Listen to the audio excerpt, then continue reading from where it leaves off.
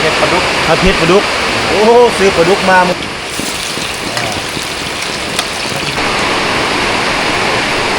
่กินได้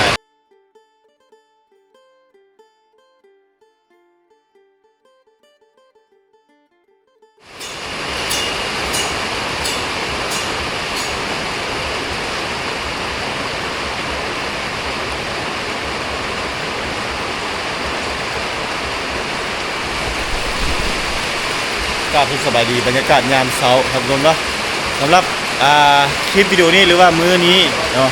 ก็คือว่าทีมงานสร้างเฮาก็ตื่นแต่เช้ามา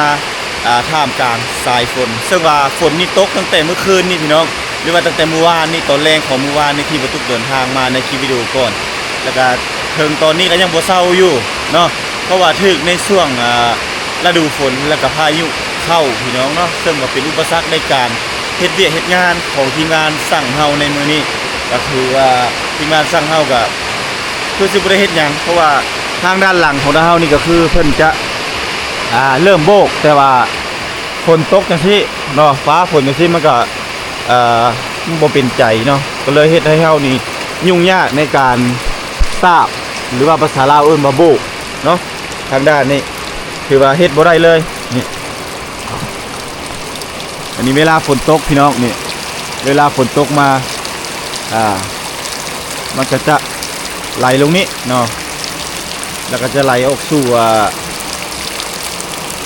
นี่แหละให้มันต้นของพระเจ้านี่เพราะว่าดินมันแคบพี่น้องดินแคบเฮาเฮ็ดหยังมันก็ยากลำบากเนาะนี่อุปสรรคแหละนี่ตอนเช้านี่เป็นหยังก็บ่ได้ นี่หลายๆคนก็คือพวกเฮานี่ก็นั่งนอนอยู่นี่เนาะเพิ่นนอนอยู่อู่นี่เลยเนาะนอนเฝ้าหน้าร้านบ่ได้ปิดเลยเนาะบ่ได้เฮ็ดเวียกเนาะฝนตกเนาะ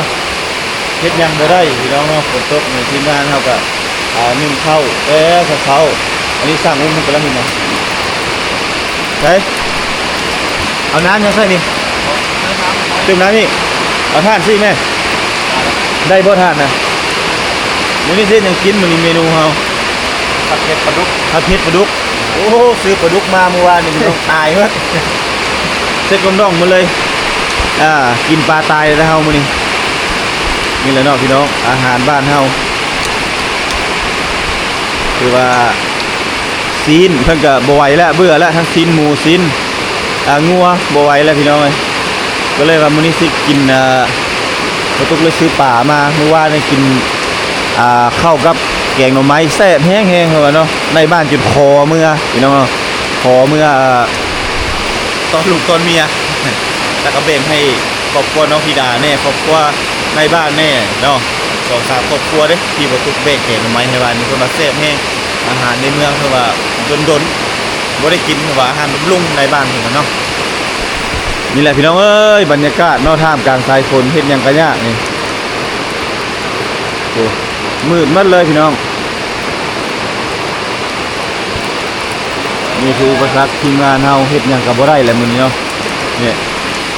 อันนี้เฮาเอานี่บังไว้เพราะเฮาเทบ้านนี่แล้วมันจะแห้งเลยได้นี่เนาะสะดวกสบายแล้วมัน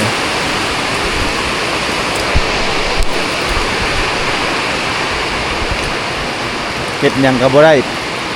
เนาะบ่อยู่บ่นอนเฮาเปียกหมดเมื่อคืนนี่แต่ดีที่ว่าเฮาย้ายเข้ามานอนในนี่เนาะนอนอยู่ห้องนี้เดี๋ยวไปเบิ่งบนนอนก็มีทีมงานสร้างตาเนาะ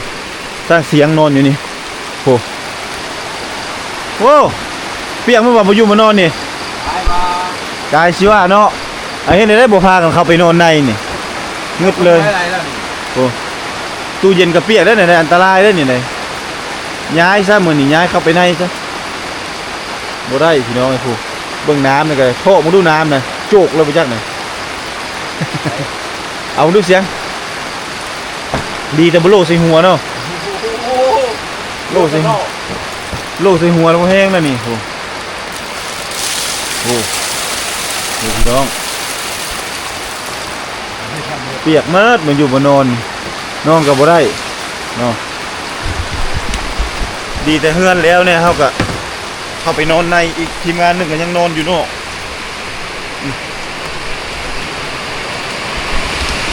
อันนี้ให้สร้างอุ้มเพิ่นเฮ็ดลวกปลาก่อนเนาะลวกเพื่อเอายางมันออกเว้ยเอายางมันออกแล้วเราจะค่อยเฮ็ดกิน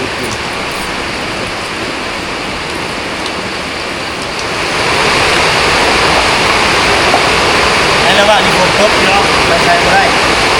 สร้างไว้สำหรับพกพากันเมนูมื้อนี้ซื้อปลาดุกมาแล้วมันตายเอาเริ่มเฮ็ดเพื่อที่ปลาดุกเคยสอนการกล่าวนั่นก็คือเมนูเอาเอิ้นว่าผัดเผ็ดปลาดุกเนาะตำเผ็ดใส่กระเทียมในที่หูเท่านี้แล้วมื้อนี้มาตะไคร้ครับอันนี้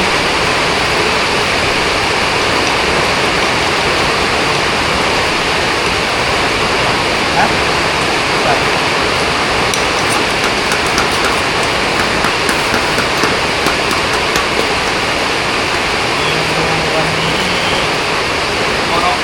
พอเนี่ย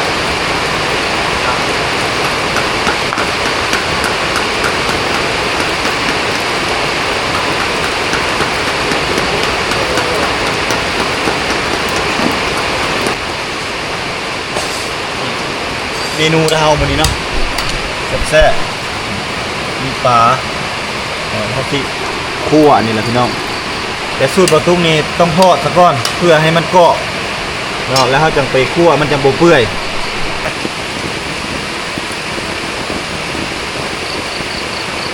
นี่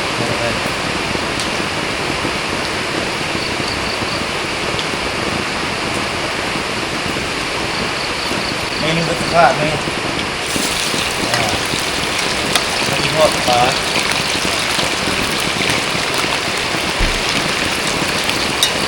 ขึ้นครับ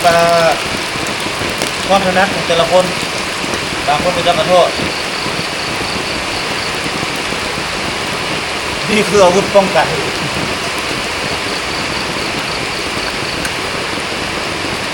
กินมีชุดในชุดมั่งนะ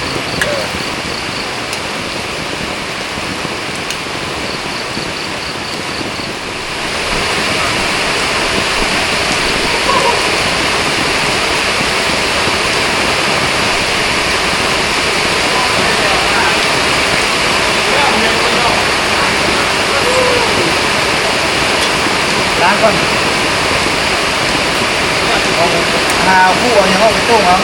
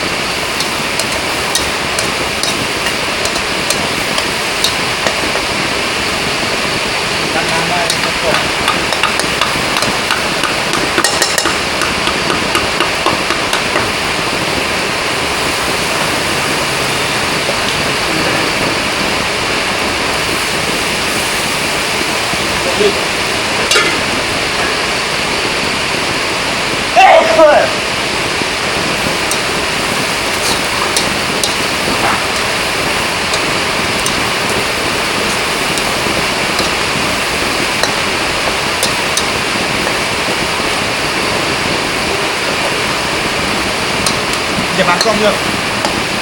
ดูข้าง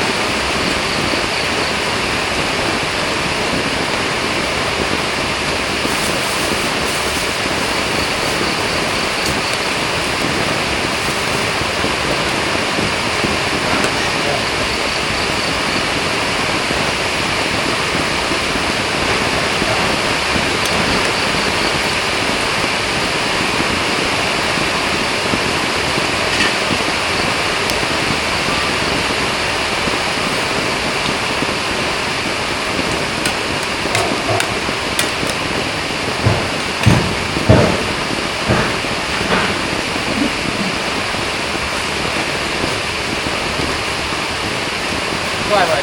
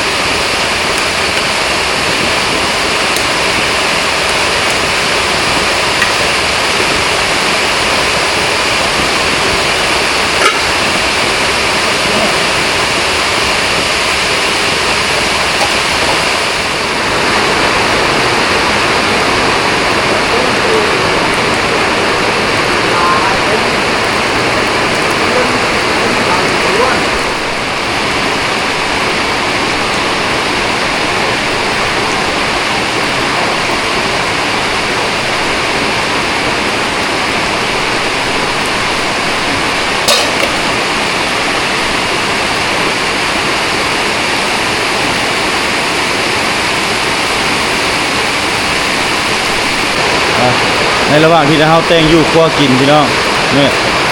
ฝนก็ตกอยู่บ่เศร้าเลยนี่ตรงนี้หน้าฝนพี่น้องดีแต่ว่าถ้าเฮามุ่งหลังคาเฮ็ดเวียกถือว่า 95% แล้วแต่ว่ายังทางด้านนอกก็คือห้องน้ำที่เฮาต่อเติมใหม่นั่นเนาะยังบ่ทันสำเร็จเพื่อในระหว่างที่รอมาเบิ่งอาหารเฮาของเฮาก่อนนี่พี่น้องนี่เพื่ออาหารสุดจานเด็ดเพชรสะพาดของเบาซุกพี่น้องเนี่ยของแท้เลยบอกไว้ก่อนอุบไว้ก่อนในระหว่างนั้นเนาะเข้าไปเบิ่งทางด้านในเพื่อนคือว่าฟ้าฝน เครื่องของเขาฝนมาไว้ที่มืดแล้วเพราะฉะนั้นบ่ได้หลังคาแต่ละห้องเขาก็กวดสอบเนาะฝนตกแห้งๆบ่หัวพี่น้องบ่หัวบ่ไหลนี่บรรยากาศฝนตกพี่น้องเฮ็ดเวียกบ่ได้แล้วมื้อนี้เวียกเพราะว่าเวียกภายในทางด้านในนี่คือว่าแล้วหมดแล้วเฮ็ดหยังก็บ่ได้ฝนตกทาสีก็บ่ได้พี่น้องฝนมันตกนี่เฮายอมเด้ให้ทาสีก็ทาบ่ได้เบิ่งห้องครัวห้องครัวนี่ก็ถือว่าสำเร็จได้นี่เพราะเท่าคนมาแล้วนี่เนาะเรียบร้อยแล้วห้องน้ำก็เรียบร้อยยังแต่เหลือแต่ติดตั้งไฟอันนี้ห้องครัวอันนี้ไว้เครื่องไว้โครงก็ได้อนามัยชัดๆความหนาที่เป็นติดตั้งให้บ่ธรรมดาเด้ตัวนี้จะเป็นอ่างล้างมือแต่ว่ามันสูงไม่นี่เนาะอ่างติดตั้งอ่างตัวนี้เป็นเตาตัวนี้จะเป็นเตาเวลาฝนตกมาเห็นบ่มันจะสะดวกสบายพี่น้องมันจะบ่หัวไหลเข้ามาด้านนอกปลูกพักมี4ซอครบหมดเนาะเครื่องของเด้อเอาไปให้อีตู้จังน้อยก็พี่น้องเพื่อไปใส่แกงปูแกงปลาแซ่บๆแล้วนี่พอโอ้ฝนตกได้นะละพายุตู้พี่น้องตี5 ย่อ ฟ้าฝนเอาเฮ็ดเวียกก็ยากลำบากเนาะจุดเฮานอนอยู่นี่ตู้หัวไหลเมิดเนาะดองเลยอันนี้บ่อนเฮาสิตั้งแท้งเนาะให้สามสาวนี่แหละมันก็สิสะดวกสบายในอนาคตเบื้องหน้าให้กับสามสาวเวลาสามสาวออกไปเฮ็ดสวนพักส่วนหยังก็ออกทางนี้อันนี้บ่เท่าคุณอนามัยบ่เท่าอันใดเฮือนสำนี้นี่โอ้บุญล้นทับเลยเนาะ วาสนาขนาดนั้นบ่เท่าเนาะส่วนว่าคันใดสำนี้นี่บุญล้นทับแล้วผู้เฒ่าผู้แก่เนาะหลังน้อยกว่านี้ก็ได้นะเพิ่นว่าเนาะสบายนี่แหละพี่น้องคือทีมงานเขาก็เร่งเฮ็ดเต็มที่เป็นระบบครับขึ้นแล้วบนเฮ็ดทางด้านนอกก็สิประมาณนี้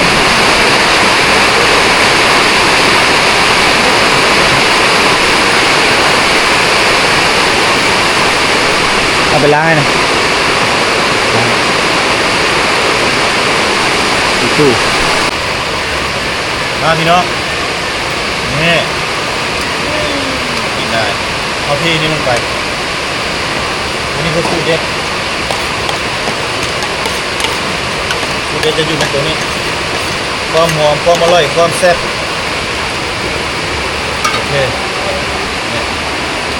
ประมาณนี้พี่น้อง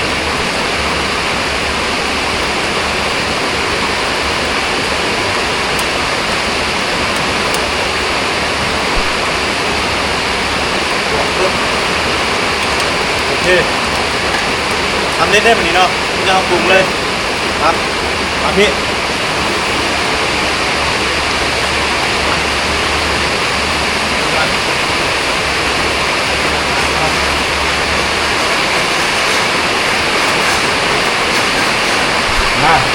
หน้าตาหน้ารับประทานพี่น้องจะน้อยเดี๋ยวสิตักให้ท่านผู้ชมเดี๋ยวเบิ่งกันสุดยอดความหอมความอร่อยเมนูมื้อนี้เราจักสิถึกปากสร้างอุ้มหรือบ่เพราะว่าเพิ่นบ่มักรสแบบนั้นปานใด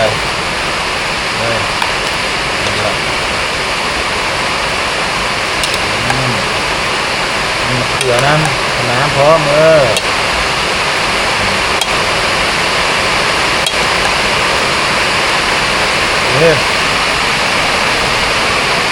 อาไปจังเสียง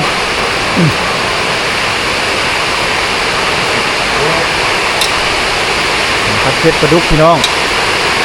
มันมีเครื่องครบแล้วมันแซ่บ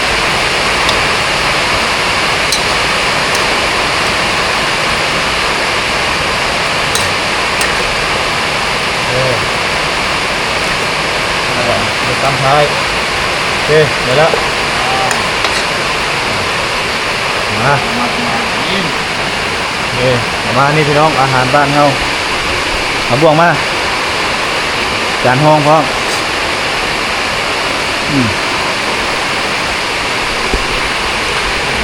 ไม่ตู้หมดน้ำพี่บ่า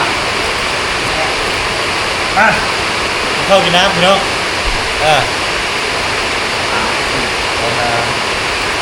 แต่ลูกครับ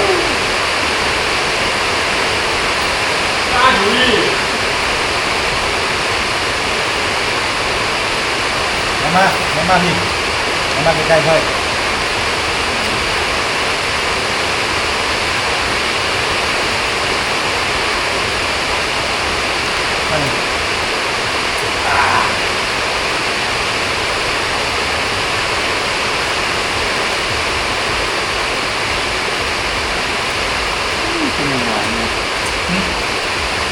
ต้องกินเหรอเมาอ่ะ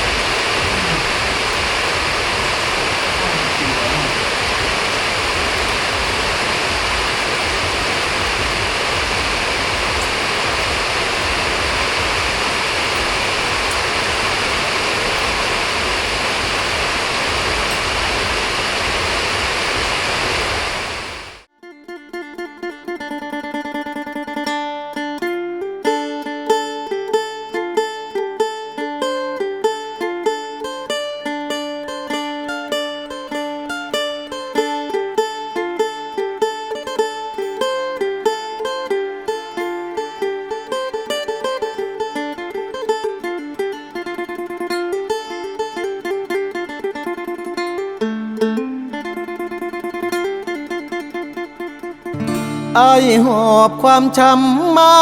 เซละนองหลายปีหม่นหมองจากสาวไทยเศร้าใจรำพันถ้านับเป็นเหตุเฮ็ดให้เฮาต้องพลาดจากกัน ด้วยพ่อแม่เจ้านั้นบอกบ่เอาลูกเคยคนจนมาพ่อผู้สาวชนเผ่าตะโอยเจ้าเอิ้นจะโดยง่อยเด้อชื่นใจเหลือล้นเธอชื่อธิดาสาวชนเผ่าตะโอยหน้ามนหอยิ้มจิ้มใจอ้ายล้นเหมือนนิมนต์มาจนละเมอสาวเซละนองบ่าวไทยสองใจพันผูกความเจ็บกลายเป็นความสุขหากันแต่วันแรกเจอสาวเผ่าตะโอยชื่อธิดาอายหาเจ้าเด้อขอบใจหลายเด้อคนดีที่หาพักอายขอฝากชีวิตไว้เซละนองทุกความหม่นหมองฝากเธอช่วยเป็นยาใจขอบคุณความเจ็บที่นำพามาพบสามใบจากนี้ทั้งชีวิตอายมอบให้เจ้าสาวงามตะโอ